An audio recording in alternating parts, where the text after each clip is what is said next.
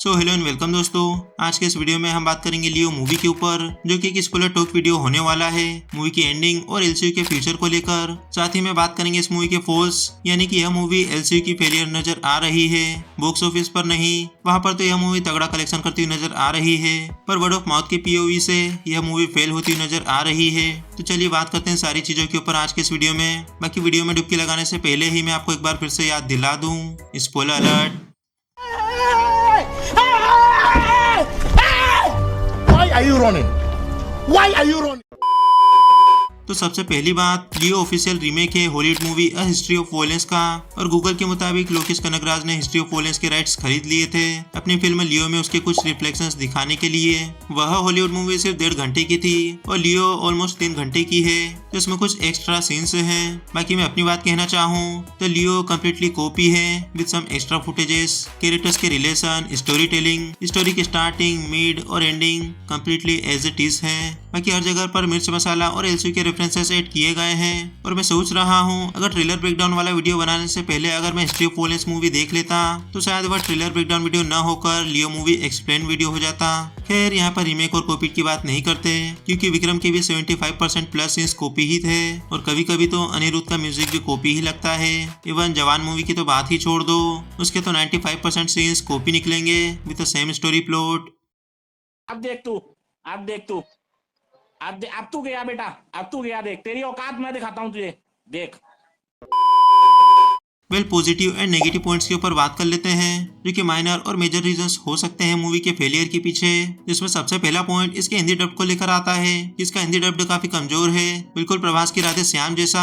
सभी कैरेक्टर्स की डबिंग अच्छी देखने को मिलती है, तो वही मेन कैरेक्टर की वॉइस फटे ढोल जैसे साउंड करती है। कृष्णा की वॉइस थोड़ी बहुत सूट कर तो रही थी, लेकिन जब कोई सीरियस मुद्दा चल रहा होता है तो वहाँ पर सीरियसनेस दिखनी चाहिए थी वॉइस में भी, लेकिन वहाँ पर वह सीन फनी लगने लगता है, जैसे हम कृष्णा को एज्यूम करके चलते हैं। जैसे एक सीन में लियो कहता है ए मत कर, रुक जा, तो वो सीरियस होने की बजाय फनी लगने लगता है। और मूवी के मेकर्स भी कुछ खास सीरियस नहीं थे हिंदी बेल्ट की ऑडियंस को लेकर। इसी के बाद नेक्स्ट पॉइंट की बात करें तो कैरेक्टर्स के बीच कॉन्वर्सेशन कुछ ज्यादा इंटरेस्टिंग सुनने को नहीं मिलती। वहीं सपोर्टिंग कैरेक्टर्स का काम अच्छा देखने को मिल जाता है, जिसमें है त्रिशा का कैरेक्टर और डॉटर एंड सन का कैरेक्टर, उनका काम भी अच्छा देखने को मिलता है। इवन केथी मूवी में देखने को मिले हवलदार पुलिस वाला, उसका काम भी अच्छा देखने को मिल जाता है। बाकी पूरी मूवी सिर्फ थेलापति विजय लियो के कैरेक्टर के ऊपर है। बाकी संजय दत्त एज एंटोनी और Arjun Sarja as a Harold दास, इनका मूवी में स्क्रीन टाइम एक गेस्ट अपीयरेंस जितना ही है, मतलब इन्हें कुछ ज्यादा यूज नहीं किया गया।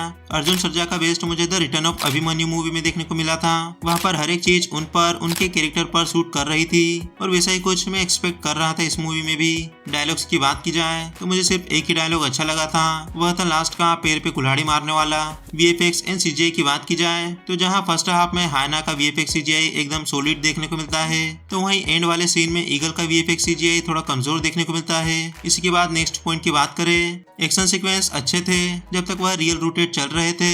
जिसमें से फैक्ट्री वाले कियोस्क की बात की जाए तो उसमें ड्रोन वाला सीक्वेंस एकदम अमेजिंग लगता है कि एक ही टाइम पर कई सारी चीजें हो रही है और उस पूरे कियोस्क को एक साथ एक ही टाइम पर कैप्चर किया जा रहा है। तो सिनेमेटोग्राफी और डायरेक्शन काफी कमाल का देखने को मिलता है। अगर चीजें इतनी अच्छी चल रही थी तो ये मूवी फेल कहाँ पर हुई? जिसका सबसे पहला पॉइंट निकल कर आता है adaptation. So Leo history of violence का रीमेक है, और वह हॉलीवुड मूवी भी कोई परफेक्ट नहीं थी। वहाँ पर भी कई सारे क्वेश्चंस का आंसर नहीं दिया जाता। लाइकवाइज उस मूवी में भी कहानी 3 भाइयों की होती है, टॉम, कार्ल और रिची। तीनों ही गैंगस्टर होते हैं, लेकिन टॉम यानी कि लियो एक दिन सब कुछ छोड़कर चला जाता है, और क्यों चला जाता है इसका आंसर वहाँ तो नहीं दिया जाता। तो लियो मूवी में इसका आंसर करने के लिए इन्होंने अंधविश्वासी बलि देने वाले तरीके को दिखाया है। तो इसमें दिखाया गया है कि एंटोनी का कैरेक्टर निर्लज और कपटी तो था ही, लेकिन वो इतना ज्यादा गया गुजरा था कि वह अपने धंधे को बनाए रखने के लिए बलि देने वाली प्रथा को इतना ज्यादा मानता था कि उसके लिए वह अपने ही बच्चों की बलि देने वाला था, जो कि थे लियो और अलीसा। वन मोर थिंग, लियो मूवी में 3 भाइयों से 2 भाइयों की कहानी कर दी गई है, और तीसरे को बेटा बना दिया है, और उसके साथ एक बहन भी दे दी गई है। सो लियो की जो पास्ट वाली स्टोरी दिखाई जाती है वो कुछ ज्यादा इंटरेस्टिंग या फिर इंप्रेसिव नहीं लगती। सरप्राइज या कन्विंस करना तो बहुत दूर की बात है। और इसी के बाद नेक्स्ट पॉइंट पर आए, सुपरनेचुरल एक्शन सीक्वेंस तक तो सब कुछ ठीक था कि फाइट के दौरान विक्टिम एक पंच खाते ही 10 फीट दूर जा गिरता था, और फिर वहीं से वह खड़ा होकर उड़ते हुए आता था पंच मारने के लिए। तो यहाँ तक तो चीजें डाइजेस्ट करने लायक चल रही थी, लेकिन इनलॉजिकल और नॉनसेंस एक अलग ही लेवल पर चल रहा था मूवी में। लाइक दास ब्रदर्स, वे लोग क्रिश्चियन थे लेकिन बलि देने वाली प्रथा को मान रहे थे, और यो कुंडली मिला रहे थे, अंतिम संस्कार में बॉडी को जला रहे थे, और क्रिश्चियन कल्चर में तो ऐसा नहीं होता, तो ये लोग क्रिश्चियन थे भी या नहीं। इसी के बाद नेक्स्ट पॉइंट की बात करें, वह म्यूजिक और बीजीएम, आई मीन अनिरुद्ध का म्यूजिक भी फेल होता हुआ नजर आ रहा था मूवी में। वो तो बस एंड में विक्रम केथी सबका बीजीएम मिक्स कर दिया था, तो वह थोड़ा सा अच्छा लगा। अदरवाइज यह चीज भी फेल होती नजर आ रही थी। इसी के बाद नेक्स्ट पॉइंट की बात करें, तो लोग मूवी में विक्रम और रोलेक्स को देखने के लिए गए थे कि इनमें से किसी का केमियो या फिर कोई कनेक्शन देखने को मिल जाएगा, लेकिन ऐसा कुछ भी नहीं हुआ जिसे लोग रोलेक्स समझ रहे थे। ना तो वो रोलेक्स निकला जिसकी उम्मीद मैंने की भी नहीं थी, और ना ही वह बंदा हेरोल्ड दास निकला जिसकी प्रिडिक्शन मैंने की थी। और सीरियल किलर वाली कहानी बस कहानी है मूवी में। लाइक एक बार तो भूत ने मुझसे बीड़ी मांगी थी, तो यह चीज थोड़ी सी स्कैम जैसी लगी, सीरियल किलर के नाम पर और एलसीयू के नाम पर। और इसी के बाद नेक्स्ट पॉइंट की बात करें, तो विक्रम वाला मजा। सो लोग लियो मूवी से भी सेम विक्रम वाला मास मसाला एक्शन, सरप्राइजिंग केमियोस, बेहतरीन स्टोरी और कंप्लीट एंटरटेनमेंट की उम्मीद कर रहे थे, लेकिन लियो इस चीज में भी फेल हो जाती है, क्योंकि विक्रम मूवी एक ट्विस्ट के साथ स्टार्ट होती है जो कि ऑडियंस को स्टार्टिंग से ही पकड़ लेती है और एज ऑफ द सीट बैठा कर रखती है। और वह मूवी मल्टी लेयर मूवी थी, उसमें वेरियस कैरेक्टर्स देखने को मिले थे और सभी को अच्छा स्क्रीन टाइम दिया गया था, इवन सपोर्टिंग कैरेक्टर्स को भी। स्टोरी काफी ज्यादा इंटेंस थी, कैरेक्टर्स की कॉन्वर्सेशन, उनकी केस इन्वेस्टिगेशन और सरप्राइजिंग केमियोस ने तो 4 चांद लगा दिए थे मूवी में। लेकिन लियो ऐसा कुछ भी नहीं करती, बाकी कैरेक्टर्स को स्क्रीन टाइम देना तो दूर की बात, उनकी इंपोर्टेंस तक नहीं फील करवा पाती। पूरी मूवी बस लियो के ऊपर है और उसी से शुरू होती है और उसी पर आकर खत्म होती है, और विक्रम वाला मजा कहीं से भी नहीं देती। और मैंने अपने ट्रेलर ब्रेकडाउन वीडियो में कहा भी था कि एक स्टैंड अलोन मूवी है जो कि एलसीयू के रेफरेंसेस के अलावा कुछ ज्यादा लेना देना नहीं रखेगी एलसीयू से, और हुआ भी वही।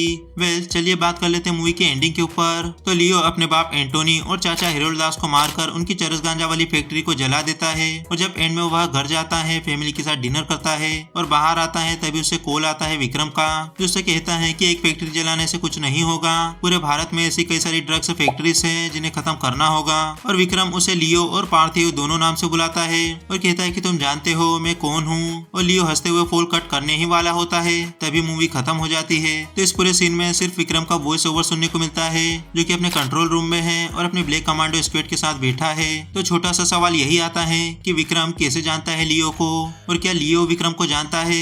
और एंडिंग में लियो की स्माइल से लगता तो है कि वह जानता है विक्रम को, पर कैसे।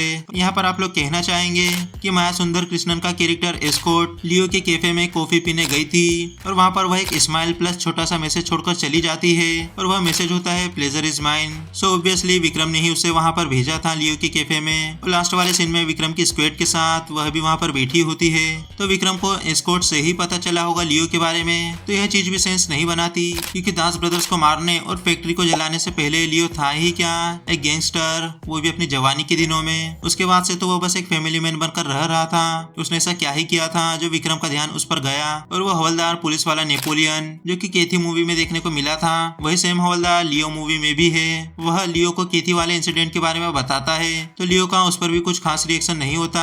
तो यह देखकर यह भी लगता है कि लियो को कुछ भी नहीं पता। तो ऐसे कई सारे अनआंसर्ड क्वेश्चंस हैं जिनका आंसर हमें लियो मूवी से नहीं मिलता। जब पास्ट वाले सीन में लियो की बहन अलिसा मर जाती है और एंटनी गोली मार के लियो को भी पेल देता है, तो उसके बाद लियो वहाँ से सर्वाइव कैसे करा, वह बच कैसे गया, इसका आंसर भी नहीं दिया जाता। सो यहाँ पर मेरी एक थ्योरी है, पास्ट वाले सीन में जब लियो को एंटोनी गोली मारकर पेल देता है, उसके बाद एंटोनी और हेरोल्ड दास वहाँ से चले जाते हैं, क्योंकि वो दोनों भी इंजर्ड थे। बाकी उसी टाइम पर विक्रम ने किसी मिशन के दौरान लियो को बचा लिया होगा और उसे एक न्यू आइडेंटिटी दी होगी, क्योंकि इन सब चीजों में विक्रम काफी ज्यादा माहिर है। उसने लियो को एक न्यू आइडेंटिटी दी और लियो के पास्ट से जुड़ी सभी चीजों को पूरे सिस्टम से मिटा दिया। और विक्रम को लगा होगा कि लियो अपनी जवानी के दिनों वाला बच्चा है जिसे गैंगस्टर वाली जिंदगी नहीं जीनी चाहिए, और उसने उसे सजेस्ट किया होगा आम जिंदगी जीने के लिए और एक न्यू आइडेंटिटी बनाकर दे दी। और लियो मूवी के एंडिंग में फैक्ट्री वाले कांड के बाद विक्रम को लगा कि यह नहीं सुधरने वाला, तो चलो इसे अपने काम में ले ही लेता हूँ। रोलेक्स के धंधे को चौपट करने में थोड़ा काम आएगा, क्योंकि ये लोग रोलेक्स को थेनोस की तरह स्टेब्लिश कर रहे हैं, जो कि एक पावरफुल विलन है जिसका कोई भी वार खाली नहीं जाता। अगर उसने वार किया तो विक्टिम की बॉडी का कोई ना कोई पार्ट उसकी बॉडी से अलग हो ही जाएगा।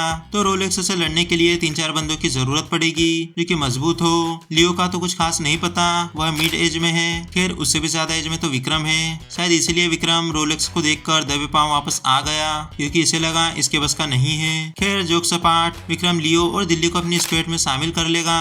अब बात करते हैं उन कैरेक्टर्स की जो कि शायद भविष्य में पहले जाने वाले हैं। इसमें है नेपोलियन हवलदार का कैरेक्टर। मूवी में इसे थोड़ा परेशान दिखाया गया है, जो कि अपनी ड्यूटी ढंग से नहीं कर पा रहा है, ड्यूटी पर ही सो जा रहा है और कॉल पर बात करते करते वह बाहर चला जाता था। एक टाइम पर तो लियो भी उस पर चिल्लाने लगता है। तभी नेपोलियन भी उसे कुछ बताने की कोशिश करता है, पर लियो कुछ भी नहीं सुनता और न ही उसे कुछ कहने देता है। तो हो सकता है कि नेपोलियन की फैमिली भी डेंजर में हो। आई मीन रोलेक्स अब इंडिया में आ चुका है और जिसने भी उसके धंधे को चौपट करने की कोशिश की है उन सभी लोगों को वह पिलता जा रहा है। दिल्ली का पता लग चुका है। केथी मूवी के पुलिस इंस्पेक्टर की बैंड बजा चुका है, विक्रम की बैंड बजने वाली है और वहीं केथी वाले सिनारियो में नेपोलियन और उसके साथ कुछ स्टूडेंट्स भी थे।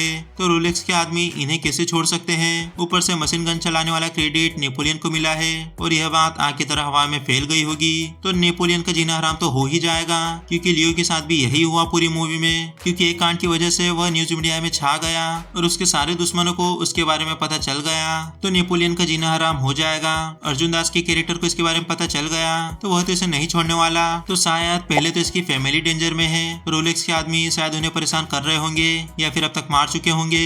सो नेपोलियन का बचना तो इम्पॉसिबल है और जितनी मेरी प्रिडिक्शन से है उस हिसाब से तो बिल्कुल भी नहीं। नेपोलियन का कैरेक्टर मारा जाएगा और इसका सच जाने के बाद दिल्ली और लियो दोनों ही विक्रम का साथ देने लगेंगे। बाकी अब देखते हैं कि इस एलसीयू के यूनिवर्स में आगे क्या कुछ देखने को मिलेगा। 2-3 मूवीज आएगी, फिर शायद विक्रम 2 या 3 में एंड गेम डिसाइड कर लेंगे ये लोग। वैसे भी ज्यादा लंबा नहीं खींचना चाहिए इन्हें, नहीं तो सिनेमेटिक यूनिवर्स के नाम पर बिरयानी से खिचड़ी बन जाएगी। बाकी यह था आज का वीडियो, जो कि मेरी उम्मीद से कहीं ज्यादा लेंदी और लेट हो चुका है। वह लियो मूवी या फिर एलसीयू को लेकर आपके क्या व्यूज है, अपने व्यूज कमेंट में जरूर लिखना। और नेक्स्ट वीडियो लोकी के एपिसोड 3 या फिर गणपत पर होना चाहिए, यह आप कमेंट करके बता सकते हो या फिर पोल में जाकर वोट कर सकते हो। बाकी यह था आज का वीडियो अच्छा लगा हो तो वीडियो को लाइक करना। ऐसे ही और वीडियोस देखने के लिए चैनल को सब्सक्राइब करना। मिलते हैं फिर किसी को न्यू वीडियो के साथ। टिल देन आप मेरे चैनल पर विजिट करके कुछ प्रीवियस वीडियोस को जरूर चेकआउट करें।